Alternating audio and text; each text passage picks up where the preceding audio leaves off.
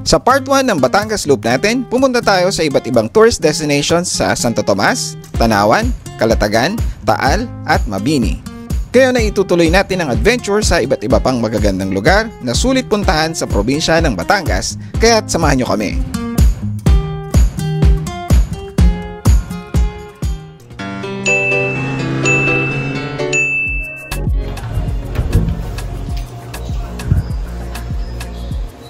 Good morning, motoristas. Ito yung view natin, no? Morning po! Good morning po. Ganda ng view natin dito, oh. Ganda ng safe line. Nakaka-relax. Dahil isa itong diving resort, wala masyadong amenities ito gaya din ng sabi ng staff nila. Pero ang bumangon sa tapat ng dagat ay isa sa mga pinaka nakaka-relax na experience. Baka tayo sa dagat. Ito yung pool nila.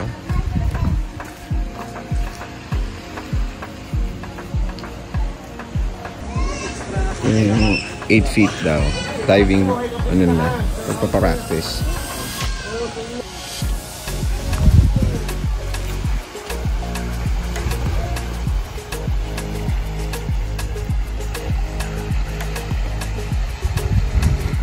Pinakita din sa atin ng mapa ng iba pang resorts at diving spots sa Mabini.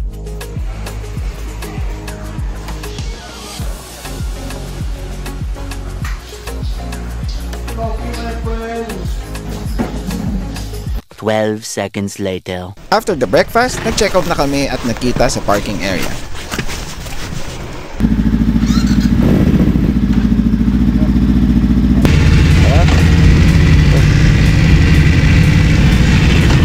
Ang starting point namin ay dito sa Miyako Royal Hotel kung saan natulog ang mga kasama ko.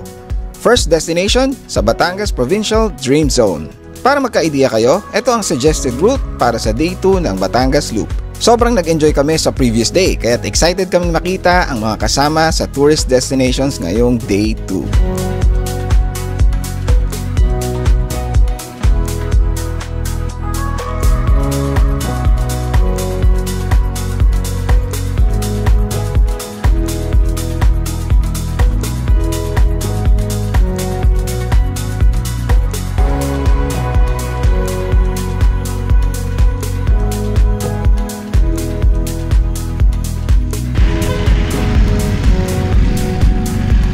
Gas up muna ang mga kasama natin.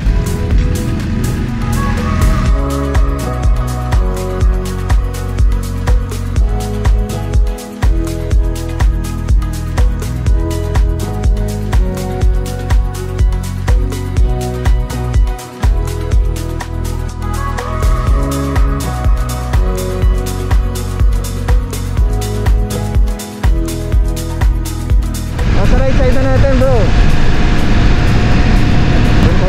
Doon pa yata. May sinundan din kaming participant kaya't nalito din kami kung saan ang entrance. Baka dito na, ito na bro, tama. Exit gate pala to. Exit gate pala, baka doon nga yung kanina.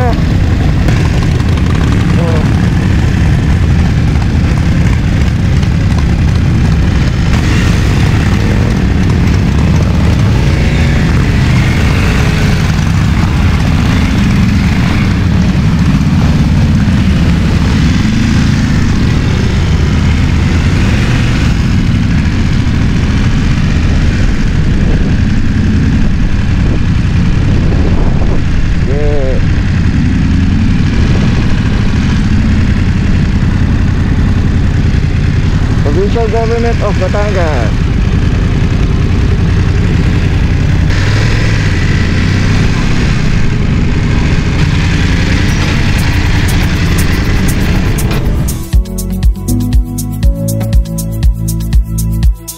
The Batangas Dream Zone is a facility located within the Capitol compound in Batangas City. The acronym DREAM stands for Disaster Risk, Evaluation, Alleviation, and Mitigation. This center serves as a venue for various provincial events, ceremonies, and official functions.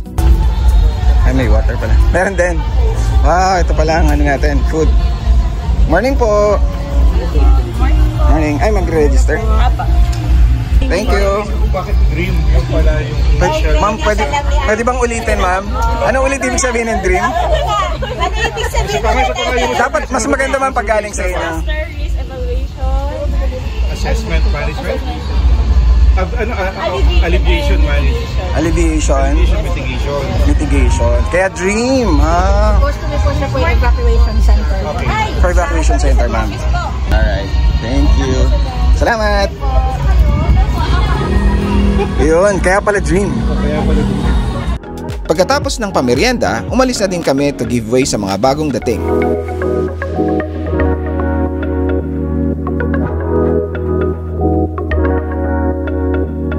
Next destination is Monte Maria International Pilgrimage. Ilang beses na din tayo pumunta dito, pero matagal na ang huli at balita ko ay maraming bago sa lugar na ito.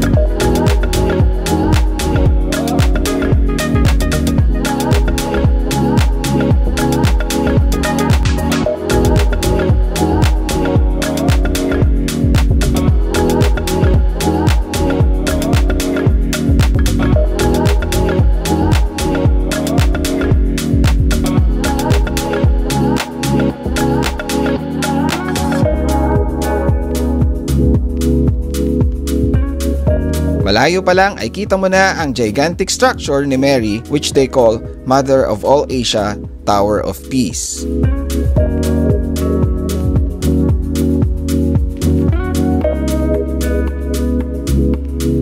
Dahil Sunday, expected na marami talaga ang turista dito. Dumagdag pa ang mga participants sa loop. Pero hindi ko akalaing ganito karami.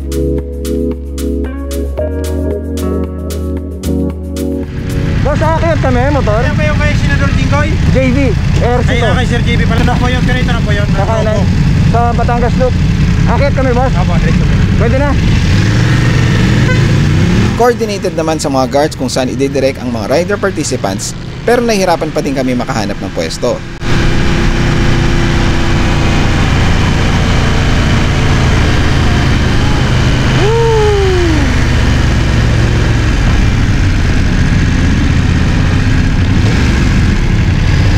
Dami. Ayaw ko pumasok dyan. Dito kaya tayo. Gusto mo dito tayo? Dito ba?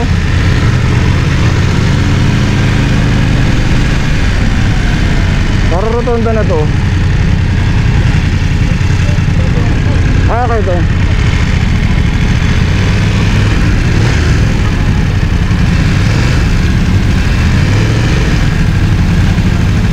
Daming tao.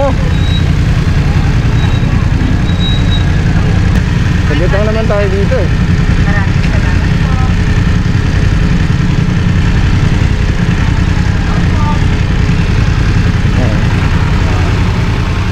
Right, Monte Maria, ito sa likod natin. So, ang laki na ng pinagbago simula nung nakapunta tayo dito. Actually, matagal na. Before pandemic pa tayo pumunta, and bukod sa napakarami na structures ang nakatayo, napakarami na rin lalong tao. So, well, nagpaalam tayo kanina kay Kuya, yun. Bawal mag-drone dito. Siguro yung iba nakakapag-drone sa labas, I don't know, sinisimplihan nila. Pero susunod tayo syempre. So, wala muna tayong drone shots ngayon. In the meantime, enjoy nyo muna itong magandang view dito. Hanap tayo mamaya. Pero ito ang Monte Maria. And para kung hindi nyo pa napapanood yung pagbisita natin dito, lalagay ko yung link sa baba. Panoorin nyo. Very interesting yun, maraming information. Tapos makikita nyo rin yung difference simula noon at ano yung mga pagbabago ngayon. Kaya panoorin ha. Alright, let's go! Ang Monte Maria ay isang pilgrimage center dedicated kay Virgin Mary, Mother of all Asia. Ito ay considered as a tourism destination and or retirement village. Ang 130-hectare na Monte Maria International Pilgrimage and Conference Center ay isang legacy project ni Batangas Governor Dodo Mandanas, Monte Maria Asia Pilgrims Inc. or MAPI's founding chairman. Ang pinaka-centerpiece ay ang Mother of all Asia Tower of Peace na may elevation na 148 meters above sea level. Ito ang tallest statue ni Mary sa buong mundo with a height of 98.15 meters or 322 feet. Number 9 din ito sa pinakamataas na statues sa buong mundo. Sinimulan itong buuin noong 2013 at natapos noong 2021, sakto para sa 500th year celebration of Christianization and globalization of the Philippines. Hindi na kami nakapunta sa Glass Walkway at ibang sites and we decided to proceed sa next destinations. Definitely babalikan na lang natin ito on a weekday. Next destination, Malabrigo Lighthouse sa Lobo, Batangas. Ilang beses na din tayo nakabisita dito at hindi tayo magsasawang makakita ng magagandang tanawin sa tabi ng dagat.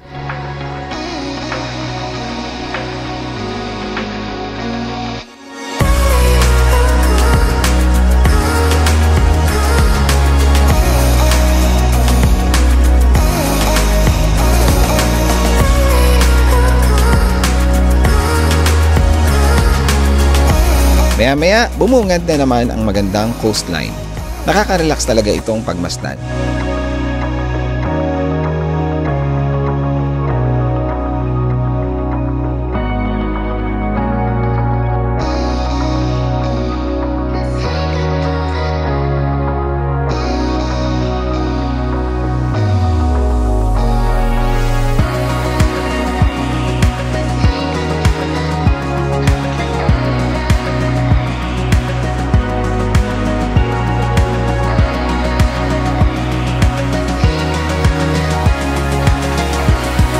Naghanap kami ng photo ops area para sa grupo.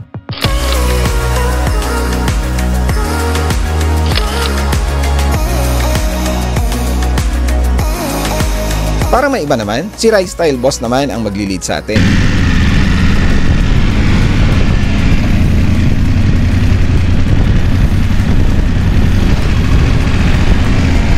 Good morning na, beautiful beach.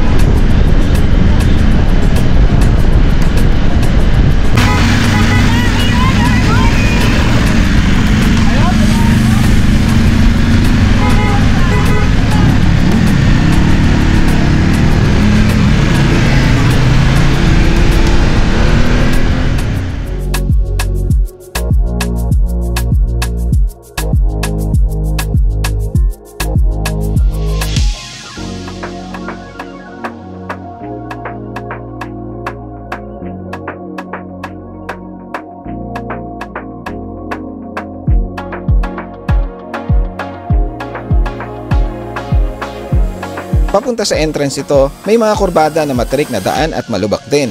Buti at may mga inassign para mag-guide.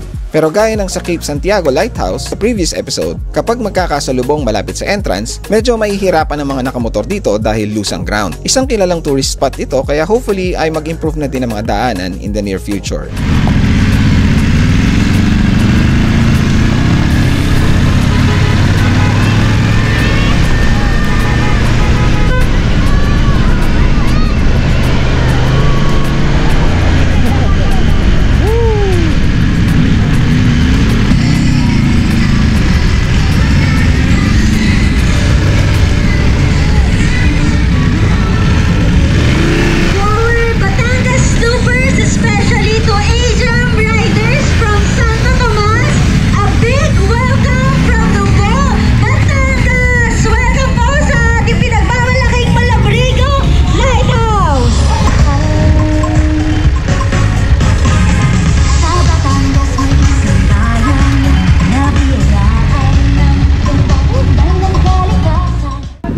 Grabe ang init, motoristas, pero mas gusto ko na yan kaysa sa ulan.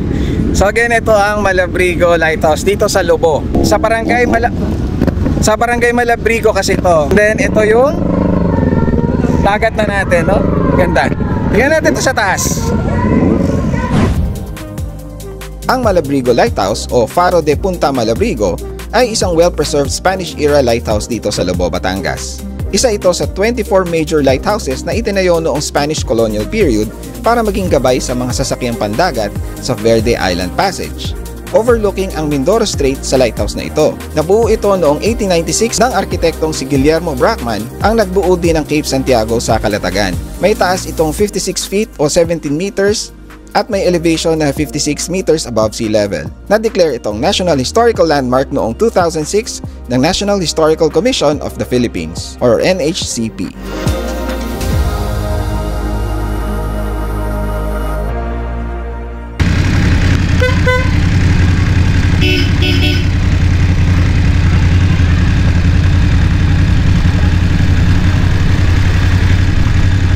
Thank you. Thank you. Thank you po. Ang next destination ay isa sa mga babalikan ko kasama si CIC. It's been a while since dumayo tayo sa parting ito ng Lobo papunta sa Taysan, Batangas. San damukal na twisties kaya't enjoy na enjoy.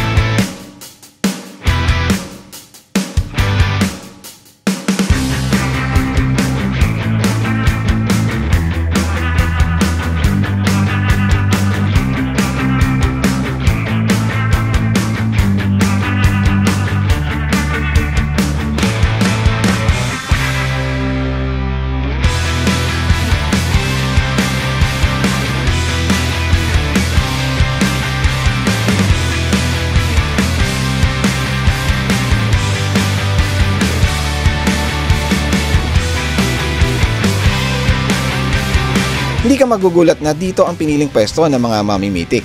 Shoutout po pala sa mga pumitik at salamat sa epic shots natin.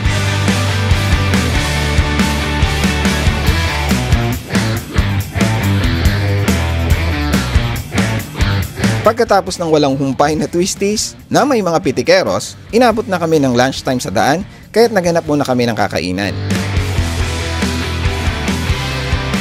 Fortunately, may nahanap kaming makakainan na bukod sa masarap ang food, ay reasonable din ang presyo. Ang isa sa mga owners nito actually ay subscriber natin. Sayang lang at wala siya mismo sa cafe. Si Ambush, Mr. Ambush, ambushin natin. Oh, Mr. Ambush! Ako ang mag-a-ambush tayo ngayon. Kumusta? Wala sa script to Kumusta ang ride natin in general so far? Trademark, hindi ko makakalimutan ngayong araw, yung papunta ng lighthouse dito sa Lobo. Yes. Yung grabe yung twisties, man. Sobrang solid. Up and down, pangat ng Lobo, papuntang Lighthouse. Twisties pa rin, sobrang tarik. Pero thankful, safe tayo nakababa. At ito, kasama ko sa video. So, kain muna kami dito sa D-Town. Ayan, kwentuhan muna kami dito. Naiwan ko na namang naka-on ang camera natin. Sayang at hindi pa naisentro para may time-lapse man lang tayo. Lobat tuloy agad ito going to our next destination, which is Imelda's Garden sa Cuenca. Imelda's Garden! Diretso boss? Diretso. Thank you! Thank you!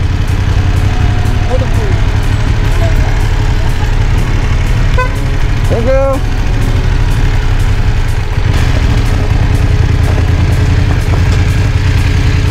Alright!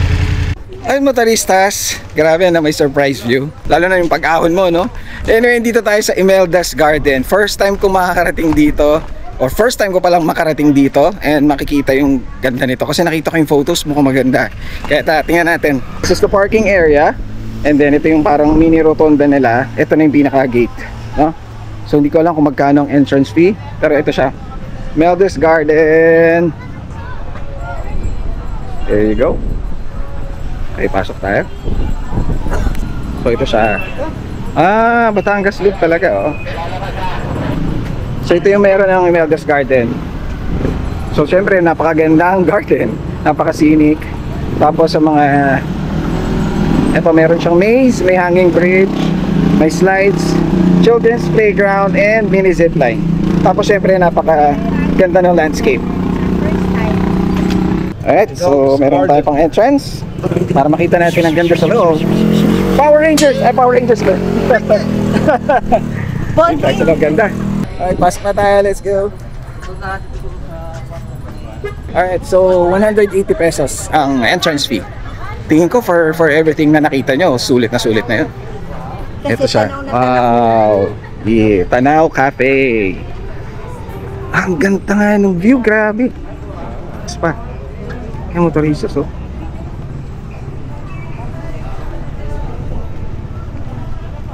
Tour ko lang kayo mabilis.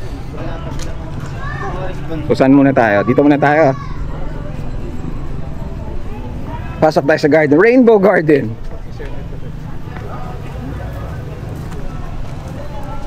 Nice. So yan, So guys, may na tayong Amazing Race Philippines ngayon. Let's find the goal here at Imelda's Garden. Charot. Ayan, sa end of the rainbow. So, meron palang ganitong klase na. So ito may nakalagay dito, Imelda's Garden.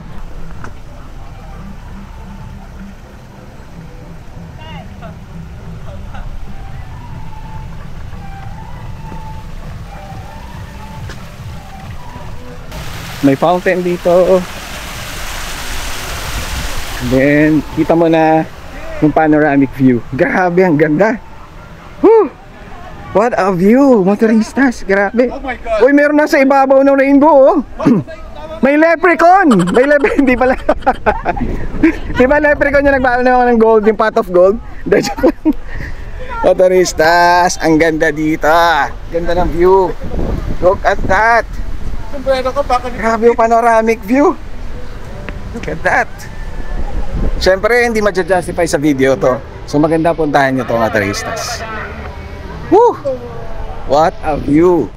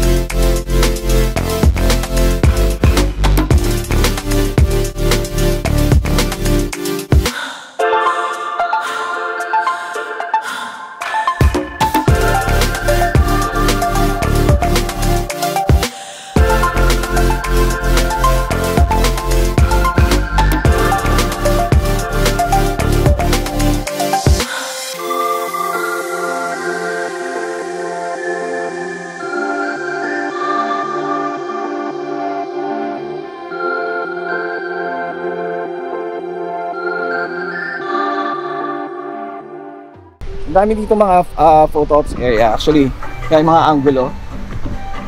Mga IG worthy na photos. Ganda nun, grabe. 3 stars, oh. Zoom nga natin. Ito ko talaga yung combination ng deep blue ng dagat at saka yung mountains. Ganda, oh.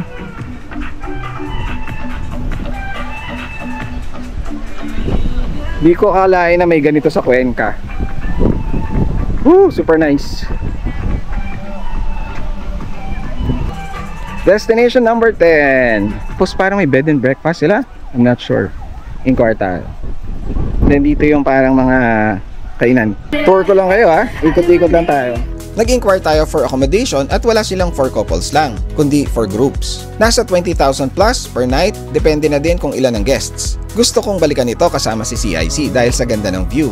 At marami din akong hindi nasubukang gawin tulad ng pagkain sa resto nila at iba pang attraction. So it reminds me of Southern Leyte. Yes sir, gusto po?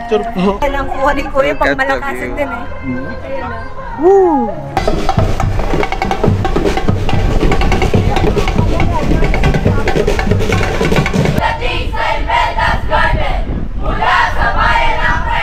Okay, go.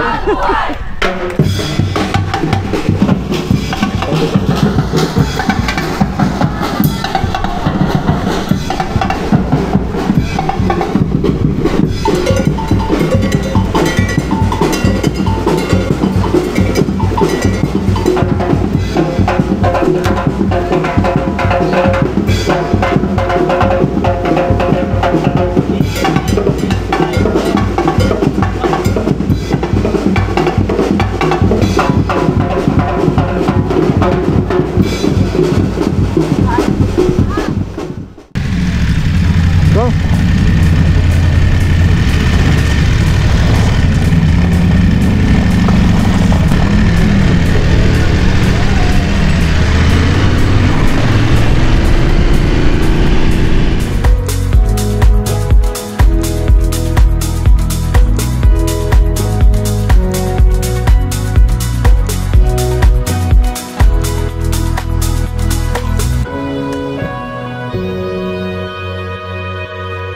On our way to our last destination, before the finish line, may mga traffic enforcers na nag-lead sa amin sa isang bake shop kung saan we were encouraged to try their products. Ayun po sir, nakapagkapi na po. Kape po. Okay, thank you. Try namin. Tutulong natin try eh. Sir po. Tuloy po kayo ngayon. Hello. Eventually. Sabi ko sa'yo, boss! Marami akong bakit, boss!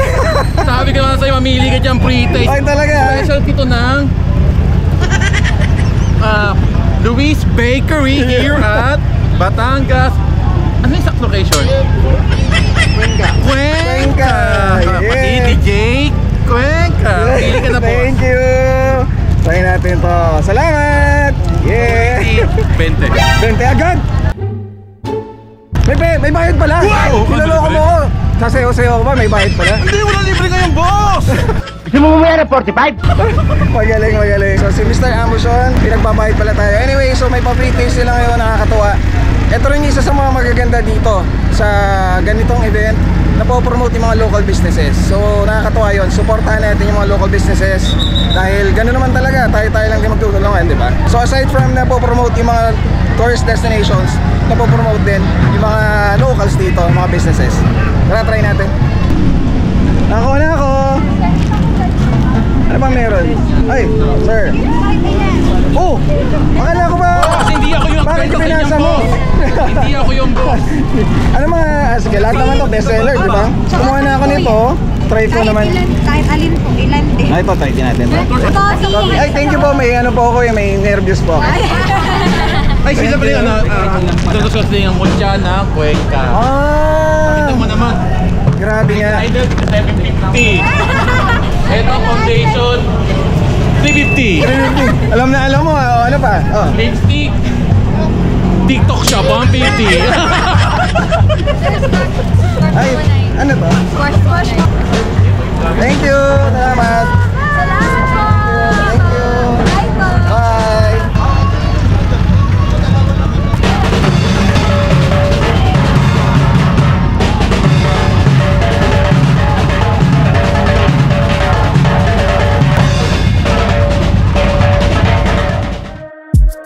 After several minutes, bumiyahe na ulit tayo papunta sa Balete Baywalk.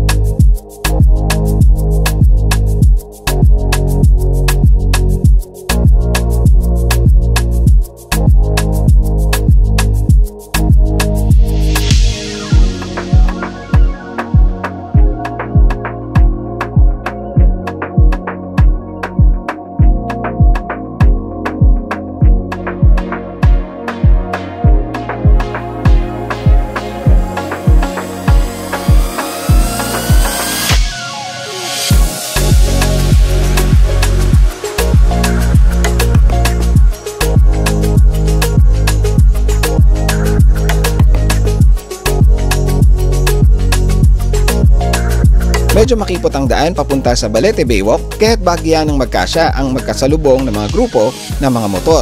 Samahan pa ng ilang mga 4 wheels.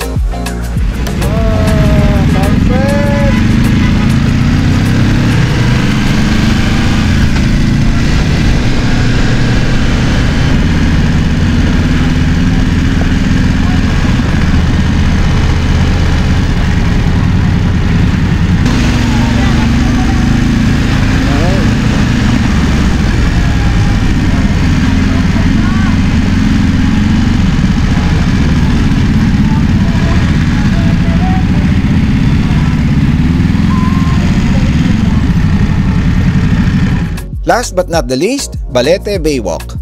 Gaya ng baywalk na pinuntahan natin kahapon, isang pasyalan din ito ng mga locals at tourists para mag-exercise at masilayan ang magandang sunset. 11 kilometers lang din ang layo nito sa Bañadero Baywalk, also in Tanawan.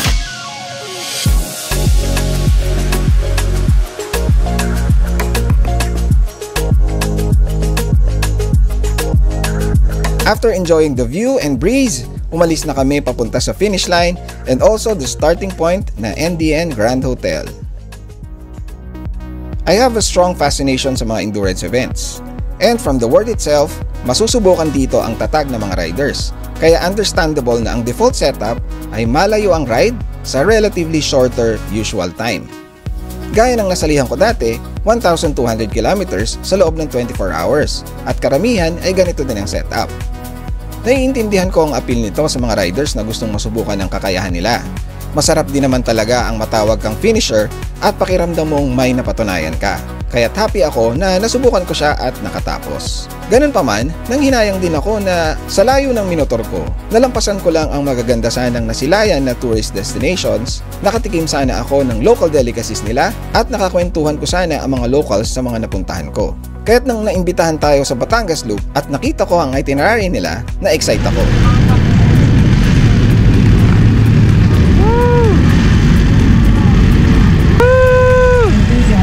Woo!